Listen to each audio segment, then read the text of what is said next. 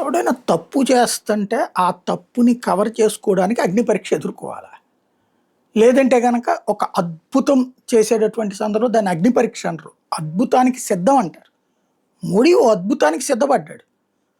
భారతదేశ చరిత్రలో 33% women reservation అనేటువంటి ఒక అద్భుతం అది. భారత స్వతంత్రం వచ్చాక ఈ 77 ఏళ్లలో మహిళలకి ప్రాతినిధ్యం కల్పించగలిగాం గానీ, మహిళలని గెలిపించలేకపోయాం. ఎందుకని అంటే వివక్ష. మనకి మహిళలంటే వివక్ష ఉంటది కాబట్టి. లేదా ఈవెన్ ఆ మహిళలు రాజకీయాల్లోకి వచ్చినోళ్ళు కూడా నాయకుల భార్యలో, నాయకుల కూతుళ్ళో ఇట్లా తప్పించి తీసుకురాలి. ఇంక్లూడింగ్ ఇందిరాగాంధీ దగ్గర నుంచి సోనియా గాంధీ, ప్రియాంక గాంధీ దాకా. ఎవరిని తీసుకుని వచ్చారు? ఎన్టీ రామారావు గారు అమ్మాయి, లేకపోతే గనక కేసీఆర్ గారు అమ్మాయి, ఇట్లాగే కదా ప్రమోట్ చేస్తుంది.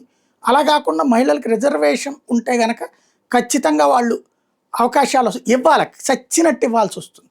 కొంతమంది నాయకురాళ్ళు తయారవుతారు. ఆ ఉద్దేశంతో తీసుకొచ్చాడు మహిళా రిజర్వేషన్ బిల్లు. 2/3 మెజారిటీ కావాలి, దానికి రాజ్యాంగ సవరణ కావాలి. దానికి దీంతో లిటిగేషన్ పెట్టారు నియోజకవర్గాల పునర్విభజనతో కాంగ్రెస్ వాళ్ళు. మోడీ క్లియర్గా ఉన్నాడు, నియోజకవర్గాల పునర్విభజనకు అయితే 2/3 మెజారిటీ అక్కర్లేదు, ఆటోమేటిక్గా ఆమోదం అయిపోతుంది. కావాల్సింది మహిళా రిజర్వేషన్ బిల్. మహిళా రిజర్వేషన్ బిల్కి మేము మద్దతు అంటున్నారు కదా, కానీ ఇక్కడ పెడుతున్న లిటిగేషన్ ఏంటి? నియోజకవర్గాల పునర్విభజన చేయకుండా మహిళా రిజర్వేషన్ అని అక్కడ లేదు.